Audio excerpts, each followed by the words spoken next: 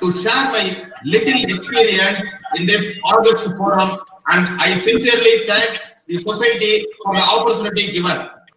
So today I will be making a discussion on the application of few principles of inhalation anesthesia with little bit of illustrations so that you can make or you can develop a safe, economically viable and eco-friendly inhalational anesthetic maintenance protocol that suits your requirement.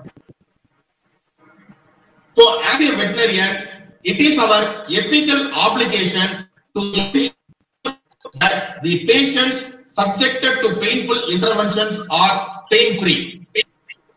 Naturally, the adequate day of anesthesia ensures this. The discovery of anesthetics is considered as the second top. Sir, please share your presentation again. Yes.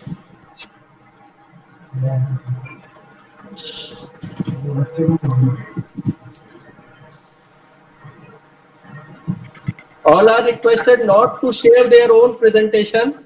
Please listen to Dr. Senthil Kumar.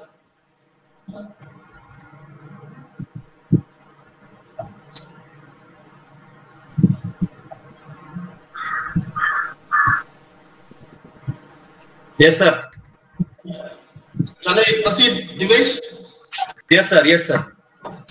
So the discovery of anesthetics is considered as the second top medical advances that has changed the world. So it has sidelined even the use of antibiotics, and the first medical advance goes to the vaccine.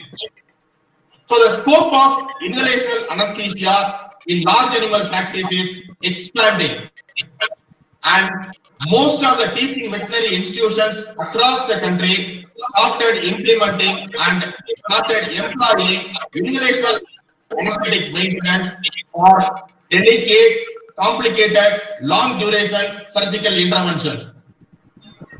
So as we all know, ruminants tend to hypoventilate during maintenance of anesthesia, and this can be easily overcome when you have a control over the airway that is possible with the inhalational anesthesia, and that could improve oxygenation. So the advantage offered by the inhalational anesthesia can be very well used in ruminant anesthetic maintenance, and it can be routinely practiced. However, the understanding of the mechanics plays a vital role in the successful implementation of any anesthetic protocol. So in India, the teaching veterinary institutions has 4 types of anesthetic machines, large animal anesthetic machines, and these are all the commonly available machines across the country. So the apprehension arising out of intricacy or complexity of the large animal anesthetic machine can be easily overcome if the concepts of inhalational anesthesia are understood very clearly. So all large animal anesthetic machines are designed on Boyle's apparatus model with some modifications to suit large animal practice. The components of large animal anesthetic machine can be categorized into 2 broad categories: basic components and a breathing system. So any anesthetic machine warrants oxygen source to run the machine. So in India, all veterinary teaching institutions are using compressed oxygen as a oxygen source, and these cylinders are typically refilled and supplied at a pressure of about 2000 to 2200 psi. The pressure regulator reduces the cylinder pressure, and oxygen is supplied at a working pressure of 60 psi, which is essentially needed to run large animal anesthetic ventilator. A small malfunction in the pressure regulator could be devastating. So please ensure that the oxygen regulator is functioning properly. The manometer attached to the regulator can read the pressure within the cylinder, and that can be used to assess how much oxygen is available with you. The flush valve assembly in the large animal anesthetic machine needs to be used to fill the breathing system before you start the procedure. So it will deliver oxygen at a very high flow rate, and easily denitrogenation can be accomplished. The use of flush valve with patient connected to the breathing system is not advocated, as there will be a very high flow rate causing barotrauma. Coming to the system, mainly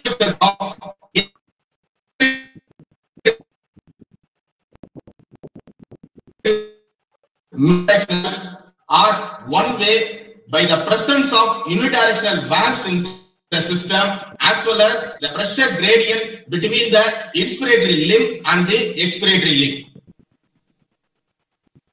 The adjustable pressure limiting valve, commonly called as pop-off valve, is used to prevent pressure buildup within the breathing system and to prevent the pressure-induced barotrauma in the lungs. And all anesthetic machine will have a manometer to record the pressure changes that is happening in the airway. The oxygen flow rate, APL valve and vaporizer setting are the three crucial things that has to be operated to maintain anesthesia in large animals. So this is a simple illustration to depict the gas flow. So once you open the oxygen cylinder, the cylinder releases the oxygen, and pressure regulator reduces the pressure from 2000 psi to 60 psi, and it goes to the flow meter and it goes through the vaporizer, and oxygen anesthetic gas mixture is formed and it is being delivered to the circle. So it takes the inspiratory limb and it goes to the patient, and the air exhaled from the patient takes up the expiratory limb, and the carbon dioxide. Yes, Divesh? Sir, there is a little bit of echo from your side, sir. Maybe the room. And sir, if you can move that bar, hide or stop sharing from the bottom. Okay. Yes, sir. Yes, sir. So, yes. Yeah, thank you. The air will contain CO2, and this will be absorbed by the CO2 canister, and it will be the again the oxygen anesthetic gas mixture will be rebreathed. Imagine a condition you employ high flow rates. So naturally, the high flow rate will cause pressure buildup within the system that can be easily evidenced by the excessively distended rebreathing back. And if the APL valve is not opened, the pressure that has built up in the system will cause barotrauma. So naturally, the APL valve has to be kept opened when high flow rates are employed. So coming to the first setting, oxygen flow rate at the rate of 10 ml per kg per minute can be considered as a partial rebreathing system, and it is considered partial rebreathing because the metabolic oxygen demand during anesthesia will be less than that, and naturally there will be only a partial rebreathing can happen. The oxygen flow rate can be reduced to less than 10 ml per kg per minute depending on the requirement, depending on the metabolic oxygen demand of the individual animal, and that can be considered to be a total rebreathing system if the flow rate is set to match the metabolic oxygen demand of that particular animal. So the metabolic oxygen demand of the animal is calculated based on the Brody's formula, and roughly it comes to 3.5 ml per kg per minute. So naturally you need a oxygen flow rate of 3.5 ml per kg per minute. However, there are few reports that states that the metabolic equivalent as calculated with Brody's formula may not be sufficient to meet oxygen demand under certain circumstances. So under such circumstances, the metabolic oxygen requirement can be estimated by the difference in the inspired and end tidal oxygen concentration multiplied by minute ventilation. So this can be easily achieved when you have a multi-gas monitor and a spirometer. So we have carried out a study and we have observed that the metabolic oxygen demand varied from 3.5 to a maximum of 7 ml per kg per minute. So naturally, when you use low oxygen flow rate, the protocol will be more efficient as well as eco-friendly. The oxygen flow rate is the one which determines the economy as well as ecological concern. The more the oxygen flow rate, the more will be the scavenging, the more will be the wastage, and the protocol will be costlier. Isoflurane is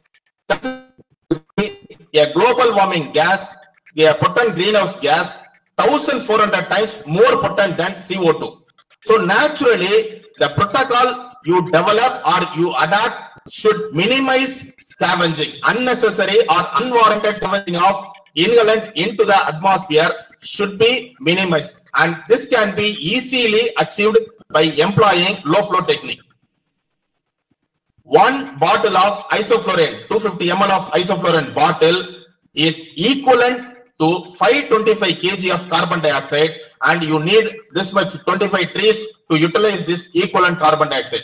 So naturally, the protocol what we are using should be effective and it should be efficient so that the ecological concerns can be minimized.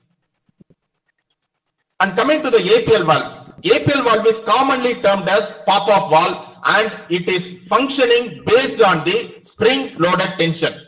So once when the APL valve is operated, the pressure required to release the gas will be changing, will be influenced. So there are two types of APL valves. One is open to atmosphere, which we commonly see in Indian machines, and second type is open to scavenging system. So you can attach a tube and this can be taken to the scavenging system. And APL valve has to be kept open or partially open or closed based on the oxygen flow rate you employ. When increased oxygen flow rate is employed, naturally the APL valve should be kept open, and when you want to give assisted ventilation or when you want to do mechanical ventilation, the APL valve has to be kept closed.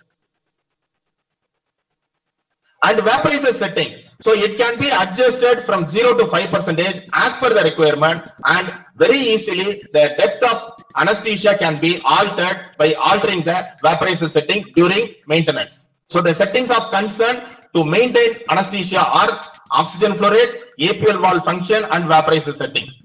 So to recap, oxygen flow rate and APL valve operation are directly related and they go hand in hand.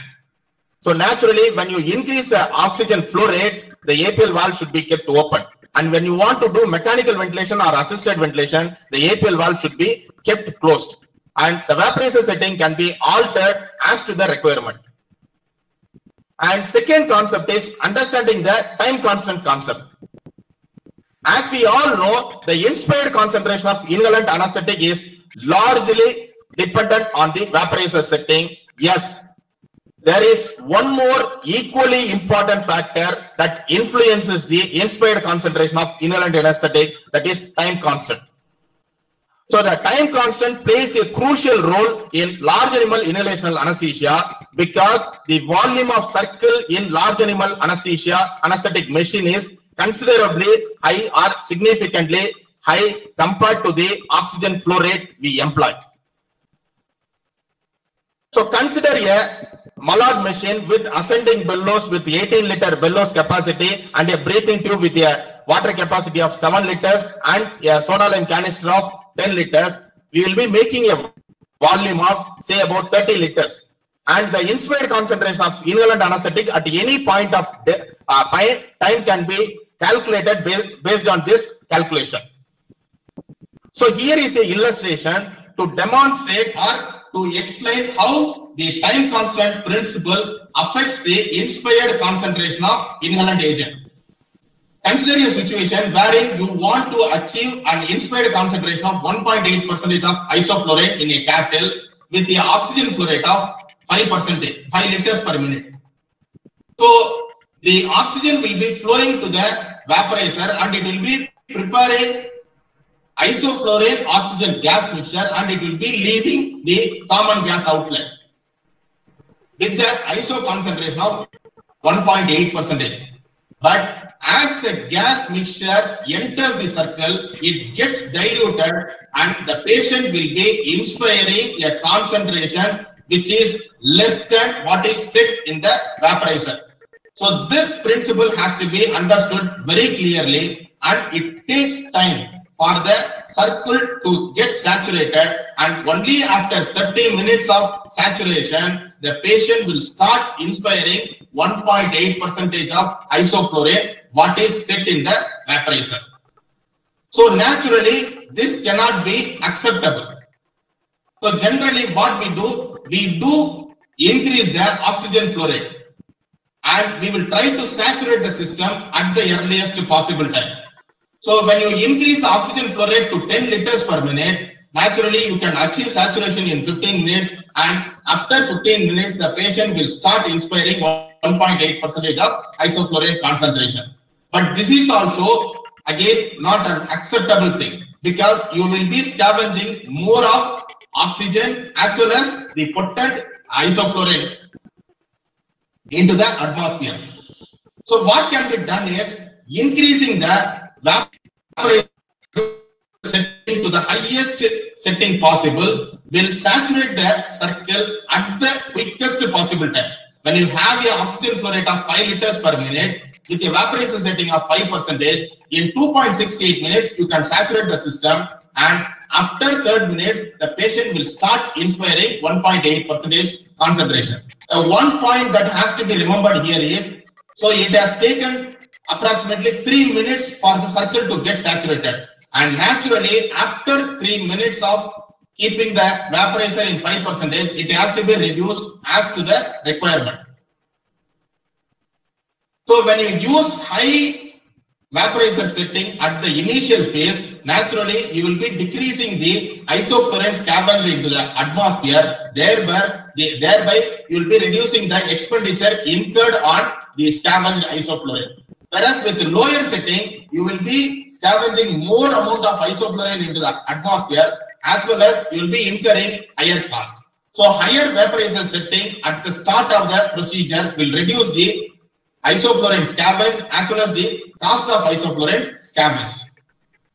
So before you start, make sure that you have a checklist and ensure you have adequate oxygen available, because large animal practice may warrant mechanical ventilation at any point of time. Naturally, you need to have adequate oxygen and ensure inhalant in the vaporizer.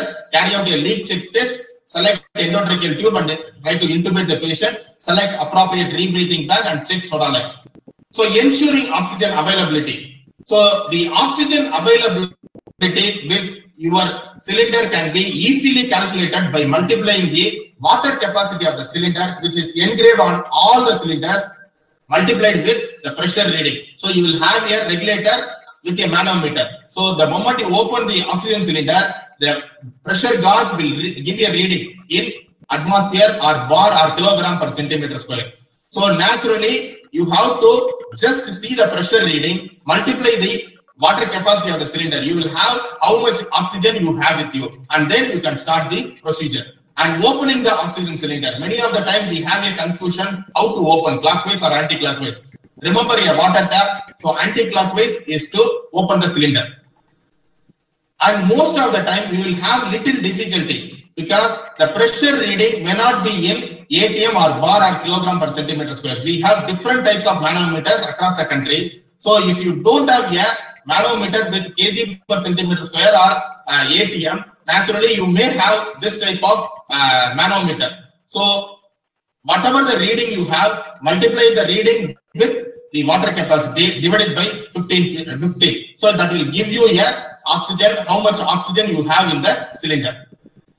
And commonly we make use of A-type cylinder, which is having a water capacity of approximately 4.5 liters, and B-type cylinder having a water capacity of 10 liters, and the bulk cylinder which is having a water capacity of approximately 45 liters. You just multiply the water capacity 4.5 into the pressure reading. You will know how much. Imagine if this A-type cylinder is having 100 atm pressure. So 100 into 4.5, 450 liters will be there.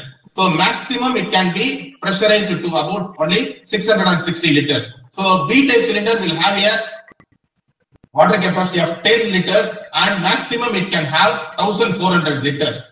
And G-type can have a maximum oxygen of 6000 liters to 6500 liters. And before you start the procedure, ensure that the vaporizers are filled with inhalants, sufficient quantity of inhalants, and don't try to fill the vaporizer during the procedure. And try to do leak check test wherever you suspect leak. Just take a detergent soap, moisten it with a brush, put it over the suspected places where you suspect leak, and if there is bubbling, naturally it indicates that there is a leak. And endotracheal intubation is very, very crucial in anesthetic maintenance of ruminants, and active regurgitation can happen when there is insufficient induction. So when the induction is insufficient, the palpation and the reflex cause itself will result in active regurgitation. So that is called as active regurgitation. And ruminants tend to have passive regurgitation during deep plane of anesthesia. So intubation has to be done at the quickest possible time with the all available gadgets. And endotracheal tubes should not be lubricated with any lubricant containing local anesthetic, because it is going to abolish the mucociliary clearance. Definitely is going to end up with aspiration. So never it should be applied. So selecting the rebreathing bag. So based on 60 ml per kg body weight as a thumb rule, you can breathe bag.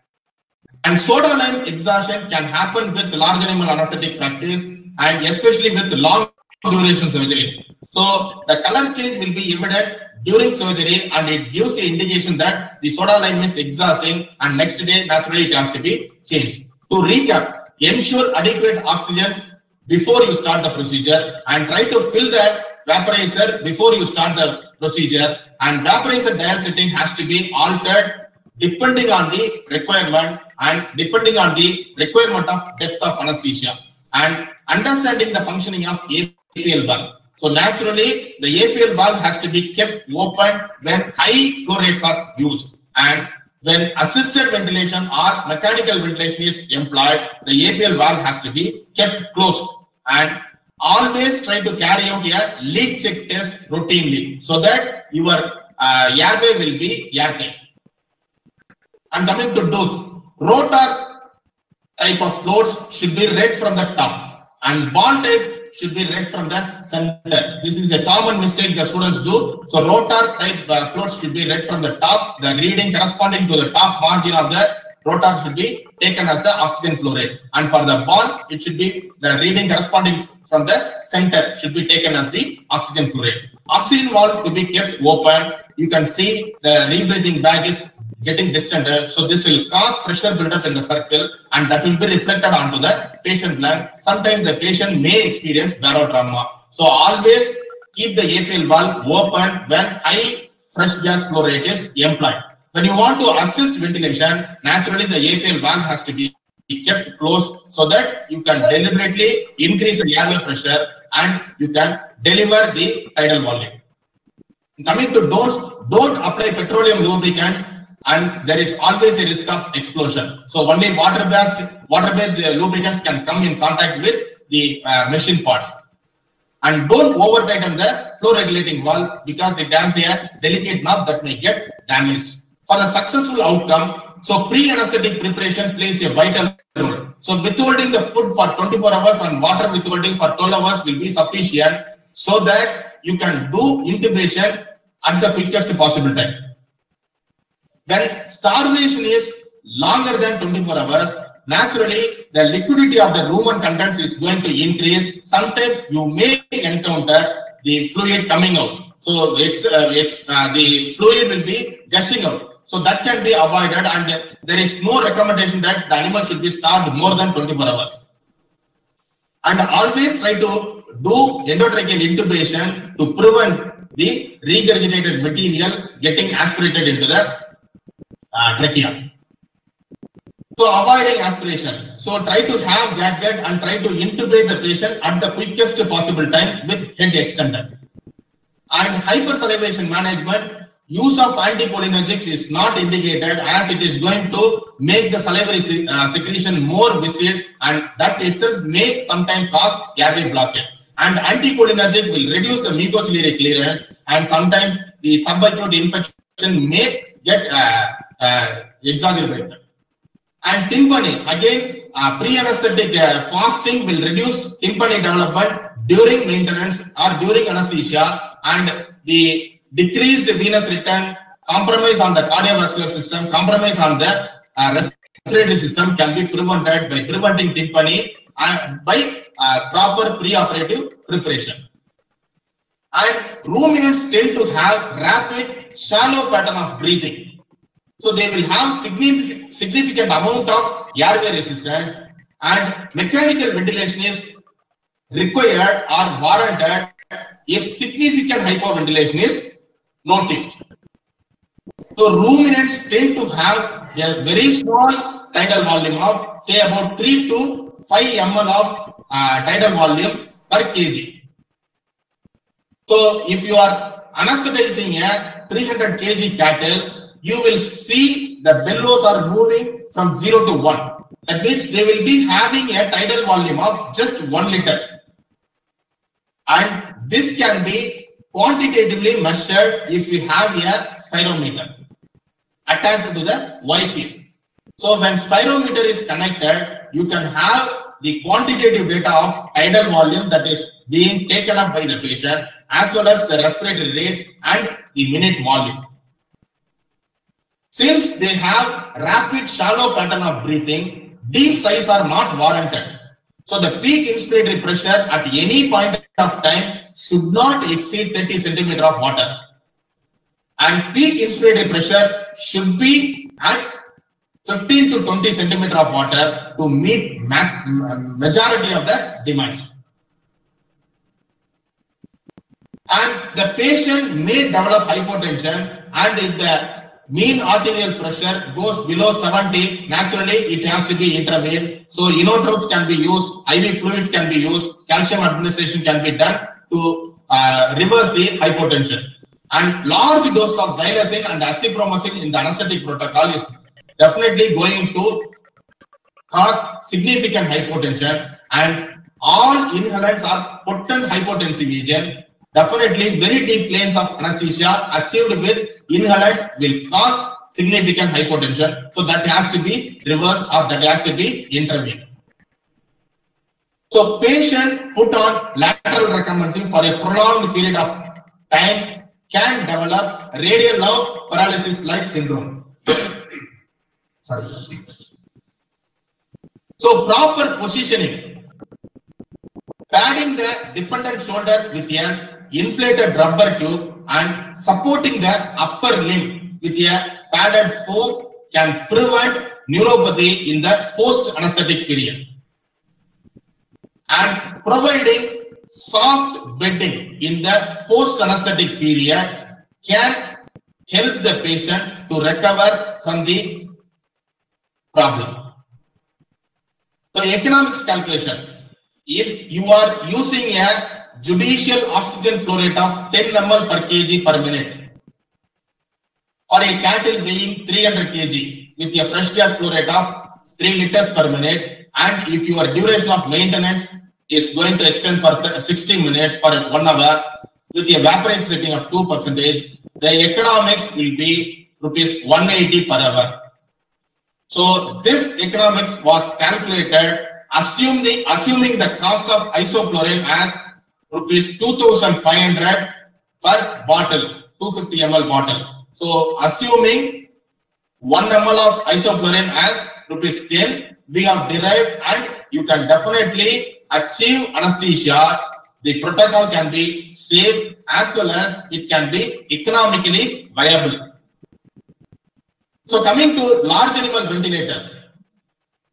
So the large animal anesthetic machines available in India are divided into two categories: machines with ascending type of bellows and machines with descending type of bellows. The Mallard is having ascending type, and all other machines, Surgivet, the Titan GRE, the wetland machine are with descending type bellows. So ascending type bellow will ascend during expiration, and due to the gravity, they will exert positive end expiratory pressure of say about 3 to 3.5 centimeter of water. So this peak caused by the bellows of the ventilator will keep the lungs opened up. So the collapse of alveoli will not happen if you make use of the ventilator bellows as rebreathing bag during maintenance of anesthesia in patients who are having spontaneous ventilation. So remember AAE, ascending type will have a bellows that ascends during expiration, whereas the descending type of ventilators will descend during expiration. And the descending type of ventilators will not create peak at the end of expiration. So anesthesia ventilator are very simple. They just replace the rebreathing bag of the breathing circuit in a anesthetic machine. It is basically composed of a distensible bellow and a rigid housing. So the anesthetic gas, inhalant gas mixture goes into the bellow, and it is an exclusive circuit. It doesn't communicate with the driving gas, and driving gas doesn't come in contact with the anesthetic gas mixture. So the anesthetic gas mixture present within the bellows will be inspired by the patient, and the expired air may come to the bellows. The driving gas enters the outer chamber, and this driving gas is pushed into the chamber to compress the bellows of the ventilator. So the driving gas enters the outer housing and it tries to compress the bellows so that the airway pressure in the breathing system increases and the patient is made to inspire.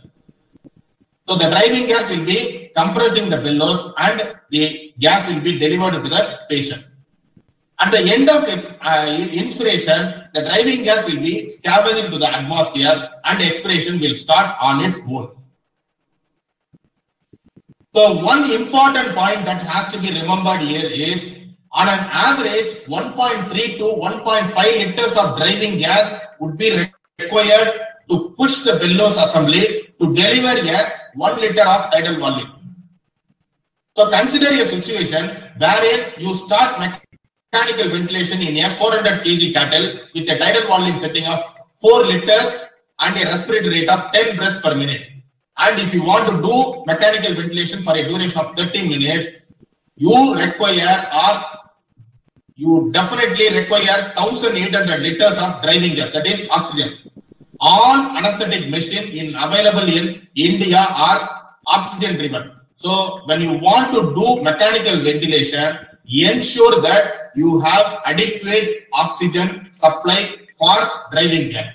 So every breath it will be utilizing 1.5 liters to push 1 liter of tidal volume. And if you are setting tidal volume of 4 liters, naturally for every breath you will be scavenging 6 liters of oxygen. And if it is for 10 respiratory rate per minute, naturally every minute you will be wasting 60 liters or 60 liters of oxygen will be scavenged into the atmosphere. And if it is for 1 hour duration, naturally you require 3600 liters of oxygen to be available for the driving gas.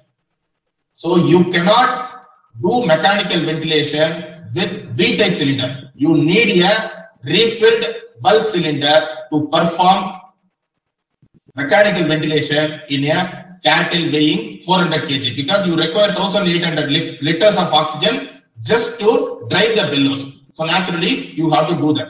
And when you are provided with a ascending type of ventilators, keep the bellows always distended when not in use to avoid collapse and damage to the bellows. And the rapid shallow breathing pattern of cattle naturally makes the animal prone for deep sighs. That means if you are doing mechanical ventilation with higher peak inspiratory pressure setting, naturally it is going to cause alveolar damage. So coming to the conclusion, the components of large animal anesthetic machine are similar to small animal anesthetic machine and can be used just like a small animal anesthetic machine.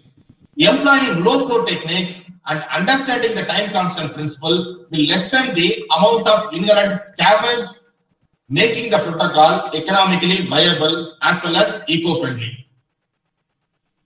Adequate availability of oxygen for large animal inhalation anesthesia should be ensured before the start of the procedure. And inhalational maintenance in large animals will offer the best possible comfort for the patient as well as the surgeon. Thank you. Thank you for the opportunity.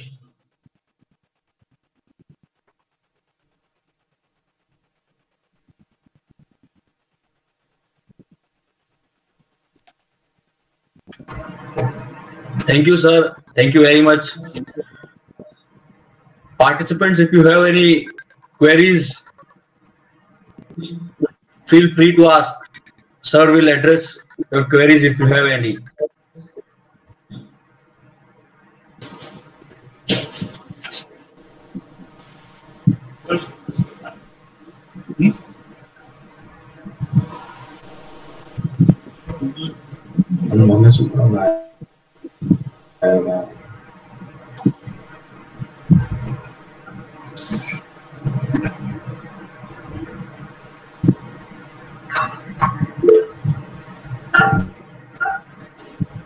Sir, we have a question. Senthil sir. Yeah. Most economical anesthetic. Yeah. So the most economical inhalant will be, the protocol will be economical only when you select the appropriate oxygen flow rate. So you don't require the oxygen flow rate more than 10 ml per kg per minute. Generally, we go with 10 ml per kg per minute. So that will be most economical for ruminant practice. Which gas is used as driving gas? In India, all anesthetic machines are oxygen driven, and the oxygen is used as the driving gas. We don't use medical gas for driving the bellows. Thank you, Bob.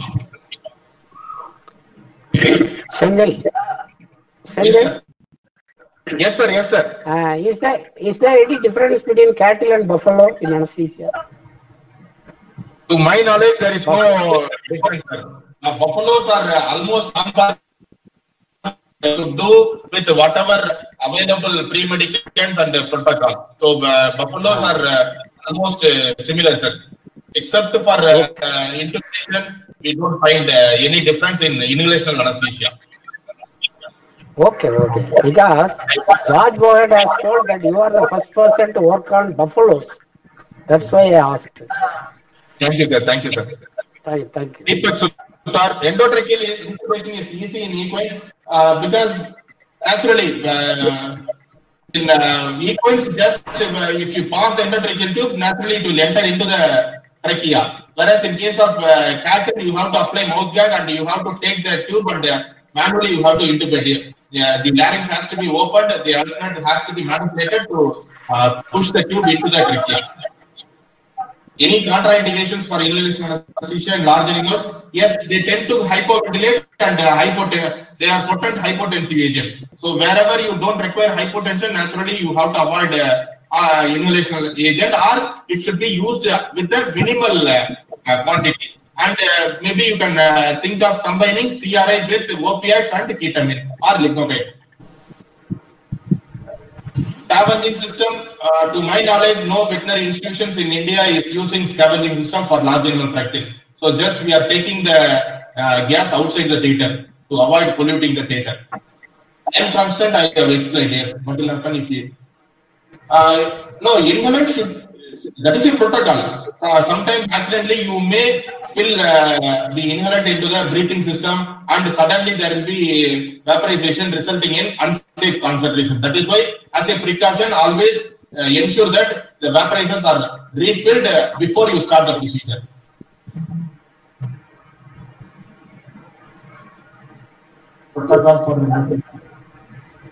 How to select ET? ET is available from 12, 14, 16, 18, 20, 22, 24. So according to the size, you can select, and from 16 it is cuffed, and below that it is non-cuffed. And some companies supply cuffed endotracheal tube with a less diameter. So accordingly you can select. Induction agent, we generally prefer double red. Glycerol guaiacolate and ketamine is found to be very safe combination, and other drugs can also be used. Diazepam ketamine can also be used in case of cattle as an induction agent. Pre-anesthetic agent, GG ketamine will be used as an induction agent. How can I calculate the driving gas? So that is, Srikanth, I will get back to you, because that is a calculation. You have to do it manually, and we have calculated. So that is out of the subject here. Pre-medical improvement, yes, glycerol guaiacolate is ideal. Diazepam can be used, midazolam can be used, butorphanol can be used. Buprenorphine, sometimes they cause excitement during the recovery phase. That's in emergency kit for large animal anesthesia. Calcium, the respiratory stimulant, dobutamine. If the hypotension is very significant, naturally you can think of dobutamine. Atropine is not used in ruminants, yes, because it is going to make the salivary secretion more viscid, and actually it may cause the airway blockade, and it is going to definitely cause or decrease the mucociliary clearance. It may end up with aspiration complications. Precautionary measure during regurgitation. So Celix maneuver, if you are finding difficulty, just push the esophagus over trachea and try to close the esophagus so that the regurgitated material don't get aspirated. And the second thing is, don't waste time in trying to intubate. Just pass the tube, definitely it will go into the esophagus, and you will be diverting all the regurgitated material outside. And once the regurgitation episode stops, take out the endotracheal tube, clear it, then again go for the attempt. And we do induction using isoflurane directly? No. Is any inhalant anesthesia other than isoflurane for ruminants? Halothane can be used. Now everybody is using isoflurane, and now some institutes, they started even sevoflurane. Procedure for endotracheal intubation in bovine. Yeah, you need to have a mouth gag. Apply the mouth gag, keep the mouth opened, pass your hand into the oral cavity, try to palpate the larynx, try to open up the arytenoids, and push the endotracheal tube into the trachea. How to manage regurgitation if occurs during, that is what I have explained. Try to don't waste time in attempting, just pass the tube into the esophagus, divert all the regurgitated material outside, avoid aspiration, and then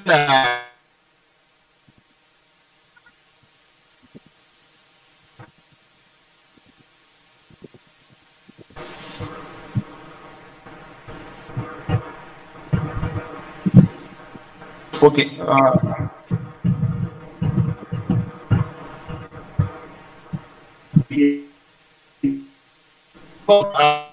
Acetopromazine glycopyrrolate is not used in ruminants, to my knowledge. Maybe it is used in small animals, but we are not using it.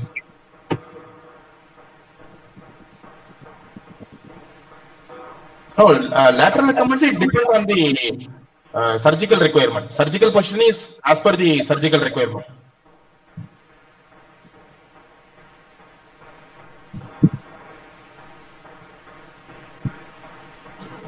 So, as Suryadas was mentioning, yeah, small animal breathing can be used with modification because they have ruminants have tidal volume. So, the tidal volume during spontaneous ventilation will be, say, about 1 to 1.5 liters. And if you are having a rebreathing bag of 10 liters or 6 liters bag, definitely you can maintain anesthesia with small animal anesthetic machine. Airway resistance will be there. That is an inherent drawback, inherent limitation that cannot be overcome, but still it can be used and it can be maintained. For clinical cases, the anesthetic combination better for intubation and smooth anesthesia is, to my knowledge, glycerin glycolate ketamine combination is suitable for all patients, even compromised patient. They will be safe and you can do intubation very easily. Tips on do's and don'ts in recovery period. So during recovery period, you have to provide non-slippery flooring. That is one essential thing that has to be done. And you have to allow the animal to get up on its own. So don't be in a hurry. Don't try to make the animal onto food, because they comfortably get up. The ET tube application, yes, we have, but because of time, we have been given only 45 minutes, so they have a next program. So we will continue. To avoid aspiration, we need to remove inflated tube. Yes. Without deflating, you have to remove so that the aspirated contents will be taken out. Anesthetic combination recommended for different surgeries in ruminants, that you have to decide according to the requirements. It has to be decided.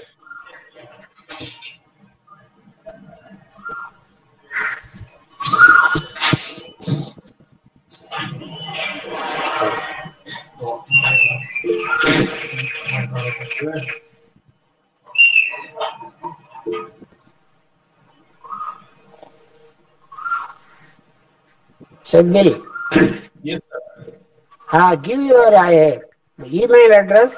If anybody wants additional information, let them contact by Yes, email, sir. and you can personally contact him. Okay, sir. Take some water. I think you are feeling thirsty. Thank you. Thank you for your nice presentation. Thank Thank you. you, sir.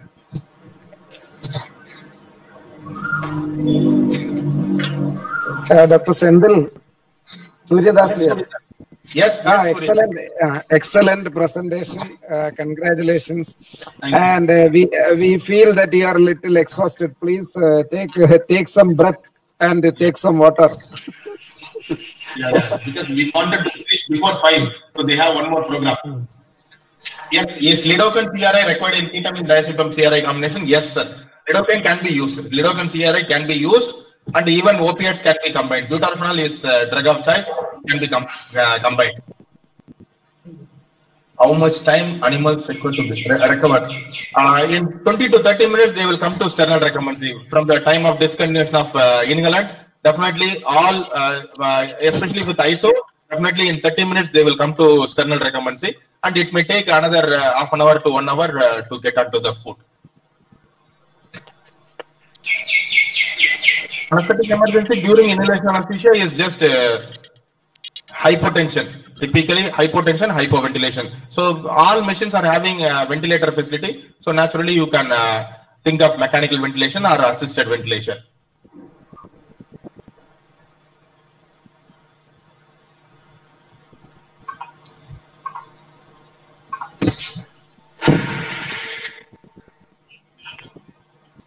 Thank you, sir.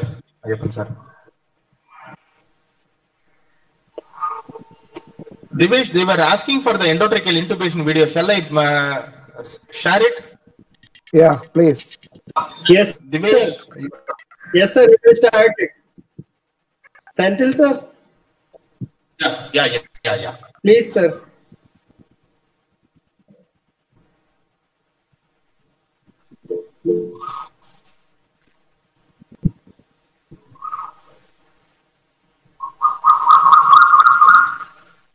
So you have to extend the neck, apply a mouth gag, try to take the endotracheal tube into the oral cavity, palpate the larynx, and try to push the endotracheal tube after opening the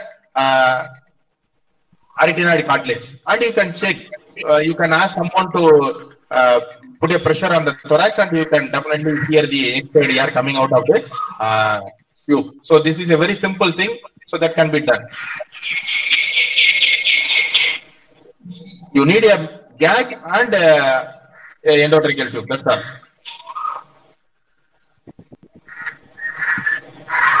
Sir, are you sharing a video, sir? Yeah.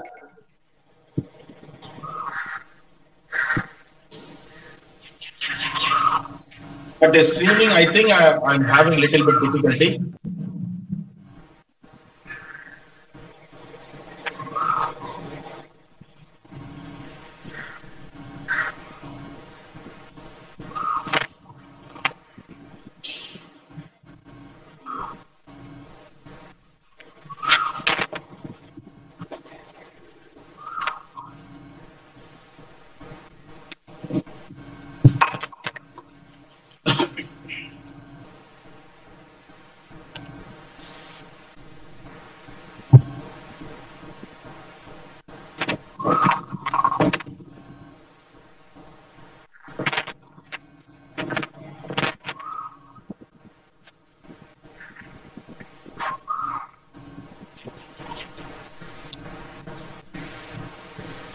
Dr. Tiwari,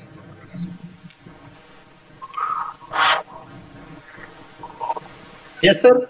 if there are no questions, you can conclude. Okay, sir is trying to stream some video, sir. No, We'll I'm share unable to. Yeah. Okay, Deepak, you can wind up. Okay, sir. So, I extend my deepest thanks to Dr. Senthil Kumar, sir, Associate Professor and Head, Veterinary Clinical Complex, Veterinary College and Research Institute, Ornathadu, for delivering the webinar on such a clinically important and interesting topic and sharing his experiences in the ruminant irrelevant anesthesia. I am also thankful to my team members, Dr. Nilesh Sindhu, webinar moderator, and Mr. Sahil, who worked hard to organize this webinar. I am thankful to all the participants who spared time and upgrading their skills in anesthesia. Thank you to all who directly and indirectly supported us to make this webinar a success. We will go with the series of the webinar, and very soon we will let you know the next topic and the speaker. Thank you very much. Thank you. Thank you. Thank you, sir. I thank all my teachers for the blessings they have showered on me to make this presentation a successful one. Thank you.